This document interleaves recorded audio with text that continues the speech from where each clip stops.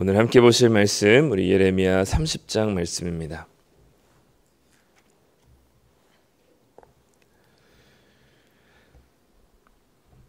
예레미야 30장 구약성경 1100쪽에 있습니다. 예레미야 30장 1절부터 11절까지 말씀 우리 함께 읽도록 하겠습니다. 여호와께로부터 말씀이 예레미야에게 임하여 이르시니라. 이스라엘의 하나님 여호와께서 이와 같이 말씀하여 이르시기를 내가 내게 일러준 모든 말을 책에 기록하라. 여호와의 말씀이니라. 보라, 내가 내 백성 이스라엘과 유다의 포로를 돌아오게 할 날이 오리니 내가 그들을 그 조상들에게 준 땅으로 돌아오게 할 것이니 그들이 그 땅을 차지하리라. 여호와께서 말씀하시니라. 여호와께서 이스라엘과 유다에 대하여 하신 말씀이 이러하니라. 여호와께서 이와 같이 말씀하시되 우리가 무서워 떠는 자의 소리를 들으니 두려움이요 평안함이 아니로다. 너희는 자식을 해산하는 남자가 있는가 물어보라. 어찌하여 모든 남자가 해산하는 여자같이 손을 자기 허리에 대고 모든 얼굴이 겁에 질려 새파래졌는가. 슬프다 그날이여 그와 같이 엄청난 날이 없으리라. 그날은 야곱의 환난의 때가 됨이로다. 그러나 그가 환난에서 구하여 냄을 얻으리로다. 말씀이 그날에 내가 내 목에서 그 멍에를 꺾어버리며 내 포박을 끊으리니 다시는 이방인을 섬기지 않으리라. 그들은 하나님 여호와를 섬기며 내가 그들을 위하여 세울 그들의 왕 다윗을 섬기리라. 여호와의 말씀이니라. 그러므로 나의 종 야곱아 너는 두려워하지 말라. 이스라엘아 놀라지 말라. 내가 너를 먼 곳으로부터 구원하고 내 자손을 잡혀가 있는 땅에서 구원하리니 야곱이 돌아와서 태평과 안락을 누릴 것이며 두렵게 할 자가 없으리라. 이는 여호와의 말씀이라. 내가 너와 함께 있어 너를 구원할 것이라. 너를 흩었던 그 모든 이방을 내가 멸망시키리라. 그럴지라도 너만은 멸망시키지 아니하리라. 그러나 내가 법에 따라 너를 징계할 것이요 결코 무지한 자로만 여기지는 아니하리라. 오늘이 12절부터죠. 네, 12절부터 24절까지 다시 한번 읽도록 하겠습니다. 여호와께서 이와 같이 말씀하시니라. 내 상처는 고칠 수 없고 내 부상은 중하도다. 내 송사를 처리할 재판관이 없고 내 상처에는 약도 없고 처방도 없도다. 너를 사랑하던 자가 다 너를 잊고 찾지 아니하리니 이는 내 악행이 많고 내 죄가 많기 때문에 나는 내 원수가 당할 고난을 내가 받게 하며 잔인한 징계를 내렸도다. 너는 어찌하여 내 상처 때문에 부르짖느냐. 내 고통이 심하도다. 내 악행이 많고 내 죄가 허다함으로 내가 이 일을 너에게 행하였느니라. 그러므로 너를 먹는 모든 자는 잡아먹힐 것이며 내 모든 대적은 사로잡혀 갈 것이고 너에게서 탈취해 간 자는 탈취를 당할 것이며 너에게서 노략질한 모든 자는 노략물이 되리라. 여호와의 말씀이니라. 그들이 쫓겨난 자라 하매 시온을 찾는 자가 없은즉 내가 너의 상처로부터 새살이 돋게 하여 너를 고쳐주리라. 여호와께서 말씀하시니라. 보라, 내가 야곱 장막의 포로들을 돌아오게 할 것이고 그 거처들의 사랑을 베풀 것이라. 성읍은 그 폐허가 된 언덕 위에 건축될 것이요 그 보루는 규정에 따라 사람이 살게 되리라. 그들에게서 감사하는 소리가 나오고 즐거워하는 자들의 소리가 나오리라. 내가 그들을 번성하게 하리니 그들의 수가 줄어들지 아니하겠고 내가 그들을 존귀하게 하리니 그들은 비천하여지지 아니하리라. 그의 자손은 예전과 같겠고 그 회중은 내 앞에 굳게 설 것이며 그를 압박하는 모든 사람은 내가 다 벌하리라. 그 영도자는 그들 중에서 나올 것이요 그 통치자도 그들 중에서 나오리라. 내가 그를 가까이 오게 하리니 그가 내게 가까이 오리라. 참으로 담대한 마음으로 내게 가까이 올 자가 누구냐. 여호와의 말씀이니라.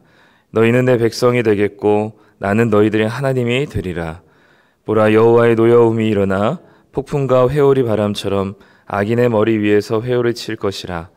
여호와의 진노는 그의 마음에 뜻한 바를 행하여 이루기까지는 돌이키지 아니하나니 너희가 끝날에 그것을 깨달으리라. 아멘.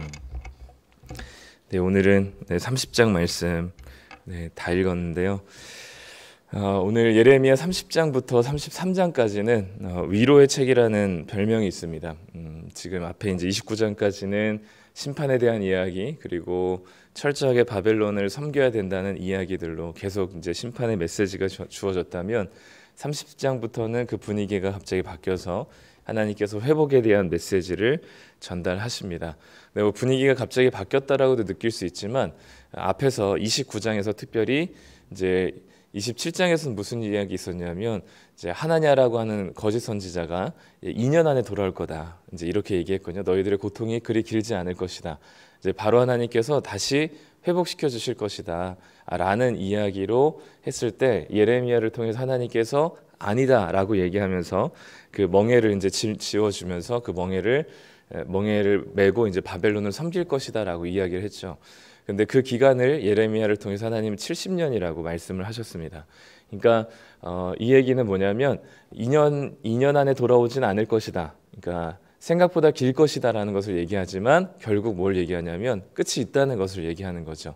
그러니까 하나님께서 이 징계가 영원하지 않을 것이고 결국 그 끝이 있다는 것을 말씀하신과 동시에 이제는 30장에 그럼 70년의 그 포로 기간을 다 마치면 어떻게 될 것인가라고 궁금해하는 백성들에게 하나님께서 예레미야를 통해서 그때는 다시 하나님께서 모든 것을 회복하실 것을 얘기하는 것이 30장부터 33장까지의 이야기이니, 어떻게 보면은 자연스러운 이제 이 내용의 진행이겠죠. 그래서 갑자기 하나님께서 뭐 심판에 대한 이야기도 하셨다가 갑자기 또 회복에 대한 얘기를 하셨다가 막 이렇게 뭔가 하나님이 사이코패스 같이 기분이 막 오르락 내리락 하시는 게 아니라, 이제 70년의 포로 기간을 하나님께서 정해 두시고 그것이 끝나는 그 기간에는 하나님께서 어떻게 하실 것인지를 이 예레미야를 통해서 다시 알려주시는 본문이 30장부터 33장까지입니다. 오늘 우리가 읽은 12절부터의 본문은 하나님께서 특별히 이스라엘의 상태가, 지금 현재 상태가, 그리고 이스라엘의 포로된 상태가 어떤 상태인지를 좀 이렇게 비유의 표현으로 말씀하고 있습니다. 특별히 12절과 13절과 14절에 보면 12절에 보면 너의 상처는 고칠 수 없고 부상은 중하다. 즉 지금 이스라엘 상태는 치명상을 입은, 그래서 누군가의 긴급한 응급 치료가 없으면 죽을 것 같은 그런 상태라는 것을 표현해주고 있죠.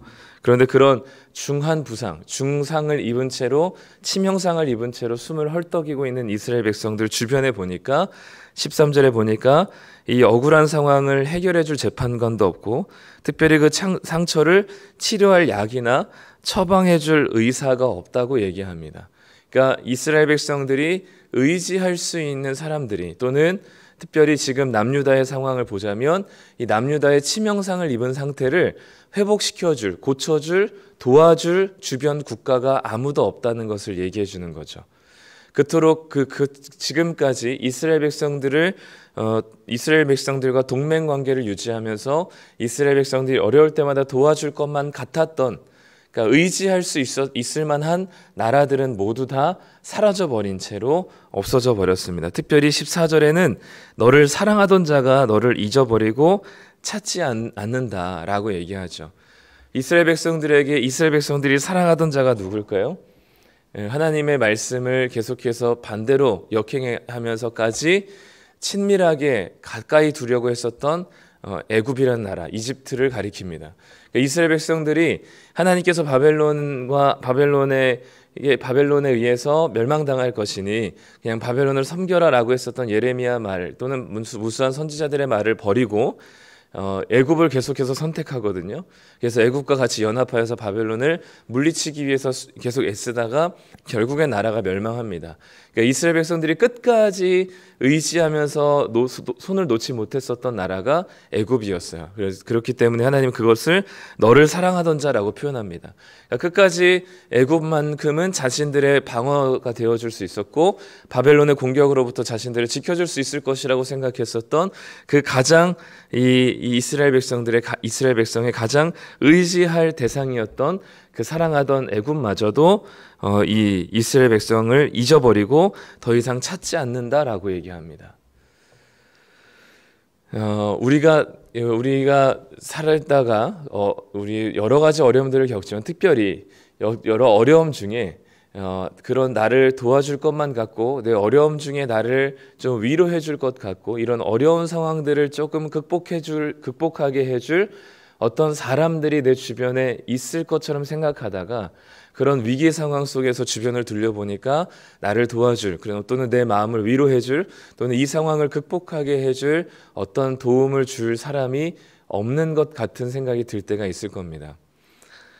주변에 내가 그렇게 의지하고 그렇게 평소에는 내 옆에 이렇게 붙어 있었다가 내 어려움을 당하게 되니까 그런 친밀감이 어디에서 있었는지도 알지 못한 채로 내 주변을 떠나가고 그 수많은 인간관계와 내가 의지했었던 그런 사람들로부터 위로를 받지 못하고 해결받지 못하는 그런 상황들이 종종 있게 되는 거죠. 또는 우리가 믿어왔었던 누군가에게 크게 오히려 배신을 당하거나 그런 관계를 통해서 사람이 의지할 만한 대상이 되지 못한다는 사실을 철저하게 깨닫는 시간들이 늘 있어 왔던 것 같습니다. 그래서 내 주변에 의지할 만한 또는 내 이 마음을 좀 기댈 만한 사람이 없다는 것을 경험하게 될 때 그것이 우리로 하여금 어디로 시선을 향하게 하냐면 이 세상에서 내가 의지하고 기댈 만한 사람이 없구나. 그렇기 때문에 우리의 시선이 사람이 아니라 그때 비로소 하나님을 향하게 되는 경우들이 있는 것 같아요. 그래서 오늘도 12절, 13절, 14절에서 치명상을 입은 이스라엘 백성들에게 이 상황을 도와줄 수 있는 그동안 의지하고 사랑해 왔었던 그리고 철저하게 기대해 왔었던 그 모든 나라들이 다 더 이상 이스라엘을 찾지 않고 주변에 남아있지 않은 상황을 통해서 하나님께서는 14절 하반절에 왜 이런 일들이 일어나느냐라고 얘기했을 때 이는 너의 악행이 많고 너의 죄가 많기 때문에 너의 원수가 당할 고난을 받게 됐고 잔인한 징계를 받았다라고 얘기하면 특별히 누가 그 징계를 내렸느냐? 내가 하나님께서 원수가 당할 고난을 이스라엘이 받게 했고 하나님께서 그 잔인한 징계를 내리셨다라고 얘기합니다. 15절에서도 또 뭐라고 얘기하냐면 너의 고통이 심한데 너의 악행이 많고 너의 죄가 허다하기 때문에 내가 이 일을 너에게 행하였느니라 라고 얘기합니다. 그러니까 하나님께서 지금 이스라엘 백성들이 당하는 이 치명상은 누가 한 결과냐면 하나님께서 내리신 징계입니다. 이스라엘 백성들의 주변에 아무도 남아있지 않는 이유는 뭐냐면 하나님이 내리신 벌이라는 것이죠. 14절에서도 나는 잔인한 징계를 너희에게 내렸다. 15절에서도 내가 이렇게 너희들에게 행하였다라고 얘기하시는 거죠. 왜냐하면 이스라엘의 죄가 많아서 하나님께서 징계를 내렸다라고 얘기합니다. 하나님이 징계를 내리셨다라고 얘기하는 거죠. 이 벌을 하나님께서 내리셨다는 거죠. 이게 이스라엘 백성들에게 소망이 될 수 있을까요? 너희들의 죄 때문에 내가 너희들에게 이 잔인한 징계를 내렸다. 이 말씀을 왜 하고 계실까요? 아픈 상처에 더 소금을 뿌리는 격일까요? 그렇지 않다는 것을 바로 다음 구절에 말씀합니다. 16절 보면 그러므로라고 얘기하죠. 그러므로 너를 먹는 모든 자는 잡아먹힐 것이고 너의 모든 대적은 사로잡혀 갈 것이고 너에게서 탈취해간 자는 탈취를 당할 것이고 너에게서 노략질한 모든 자는 노략물이 될 것이라. 17절에 그들이 쫓겨난 자라며 시온을 찾는 자가 없은즉 주변에 아무도 예루살렘을 이스라엘을 찾는 자가 없지만 내가 너의 상처로부터 새살이 돋아나게 하여 너를 고쳐줄 것이다 라고 얘기합니다. 이게 무슨 상관이 있을까요? 그러므로라는 말이 왜 필요할까요? 하나님이 징계하셨기 때문에 징계받은 이스라엘을 회복시킬 분도 누구란 말일까요? 하나님이란 거죠. 그렇기 때문에 그러므로가 들어가는 겁니다. 내가 너희들에게 잔인한 징계를 주었고 내가 너희들에게 이토록 끔찍한 벌을 내리게 했다. 그러므로 내가 너희들을 회복시킬 유일한 존재다라는 사실을 얘기하는 거죠. 내가 너희들에게 벌을 주었고 내가 너희들에게 징계를 주었기 때문에 다른 모든 나라들을 의지하고 그 나라들이 너희들을 회복시켜 줄 것이 아니라 바로 하나님께서 너희들을 회복시키실 유일한 존재다라는 사실을 얘기하는 거죠. 그렇기 때문에 내가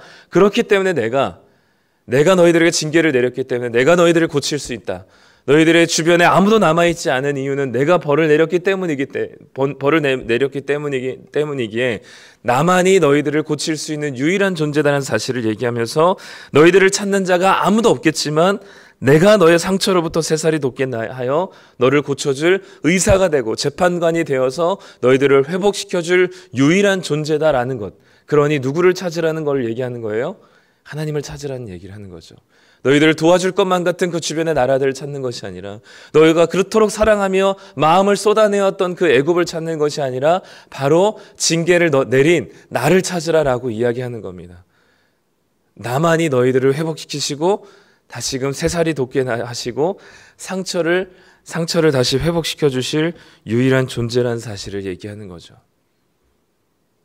그러니 이제부터 70년입니다. 70년 동안 포로 생활하면서 이스라엘 백성들이 해야 될 것은 무엇이냐면 하루속히 이 포로 생활을 벗겨내기 위해서 바벨론에 아부를 할 것도 아니고 애굽을 찾아갈 것도 아니고 많은 나라들을 찾아갈 것이 아니라 눈에 보이는 사람들을 의지할 것이 아니라 바로 자신들에게 이 벌을 내리신 하나님을 찾을 것입니다. 그게 바로 70년 포로 생활 가운데 해야 될 이스라엘 백성들의 이야기죠.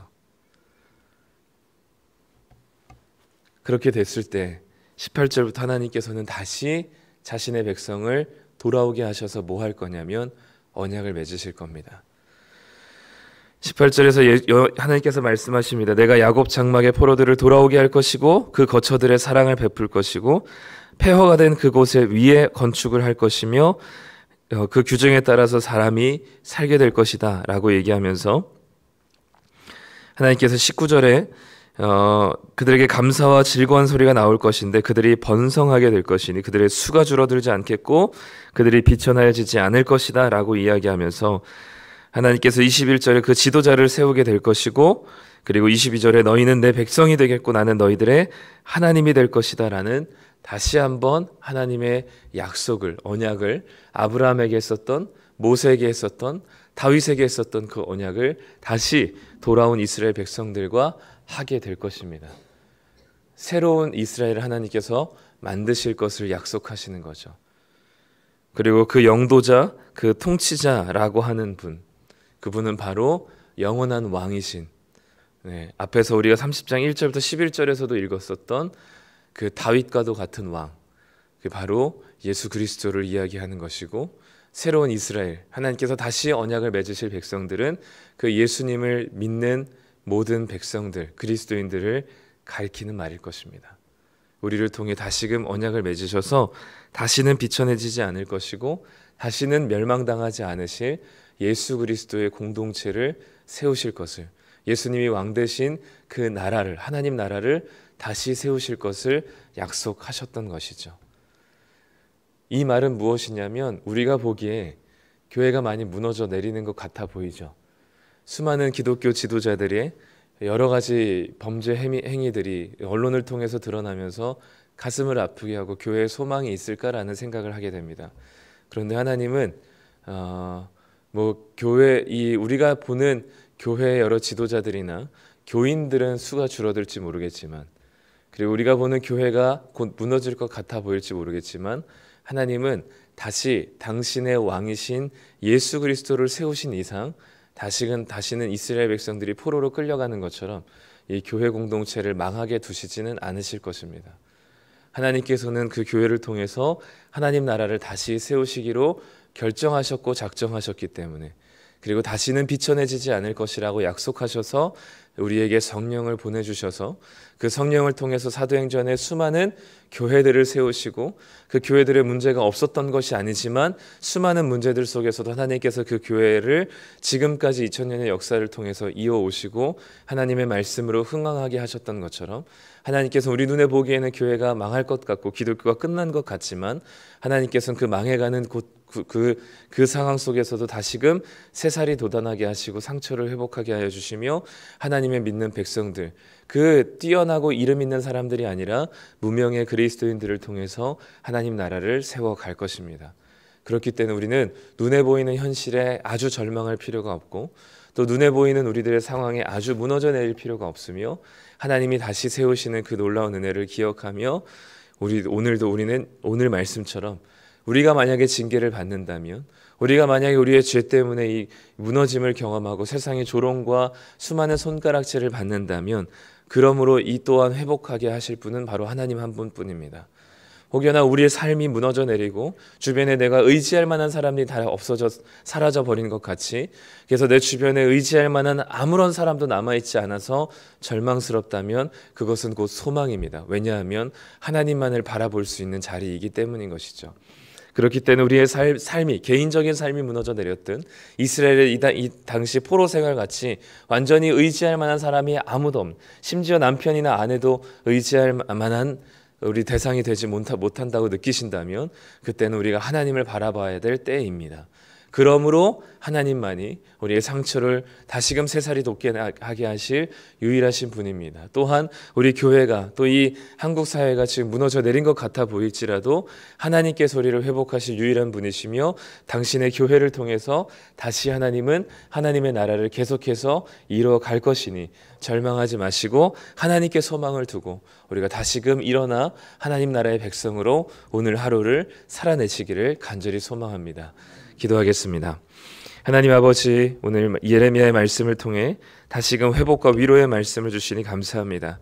70년이라는 그 기간을 하나님께서 정해주시고 그 끝에 하나님께서 기어코 돌아오게 하실 하나님의 백성들의 모습을 보게 하시니 감사합니다. 특별히 이스라엘 백성들에게 그 의지했던 수많은 나라들과 기어코 자기가 마음을 쏟아냈던 사랑했었던 그 애굽조차도 자신에게 도움이 되지 못하며 의지하지 못하고 자신의 눈에 보이지 않는, 주변에 아무도 남아있지 않은 이스라엘의 그 처절한 상황들 속에, 그렇기 때문에 하나님만을 의지하고 하나님만이 회복시키실 수 있는 하나님의 선언이 우리들에게 큰 위로가 됩니다. 하나님, 오늘도 우리 주변에 아무도 없을지라도 우리가 하나님을 바라보는 시선을 가지고 주님만이 우리의 회복을, 또 상처를 새살을 돋게 하실, 그 회복하실 주님 되심을 고백하며 하나님을 바라보는 시선이 우리에게 있게 하여 주시옵소서. 또 하나는 이 나라와 이 교회를 보면서 안타깝고 절망스럽지만 하나님 예수 그리스도의 왕 되시는 그 하나님 나라는 결코 무너지지 않음을 다시 한번 우리가 믿고, 우리를 통하여서 또 작은 보이지 않고 이름 없는 무명의 그리스도인인 우리 한 사람 한 사람을 통하여서 하나님 나라를 세워가실 것을 꿈꾸게 하여 주시고, 이 절망 가운데서 다시금 포기하지 않고 하나님이 회복하게 하실, 하나님이 다시 언약 백성 삼으신 우리들을 통하여서 일으키실 하나님 나라를 소망하게 하여 주시옵소서. 그래서 우리가 아무것도 보이지 않는 폐허 같은 곳에서 주님께서 다시금 그 위에 당신의 도시와 나라를 세우실 것을 우리가 확신하며 오늘도 기쁨과 감사의 소리로 하나님께 나아갈 수 있는 자들 되게 하여 주시옵소서. 이 절망스럽고 이 어지러운 세상 속에서 하나님이 소망되어 주실 때 우리는 오늘 하루도 다시금 기쁨과 감사함으로, 담대함으로 넉넉하게 살아갈 줄 믿습니다. 오늘 하루도 우리에게 믿음 주시고 하나님을 바라보는 시선과 회복하실 그 주님의 은혜를 기대하며 넉넉하게 살아내게 하여 주시옵소서. 감사드리며 예수님의 이름으로 기도드립니다. 아멘.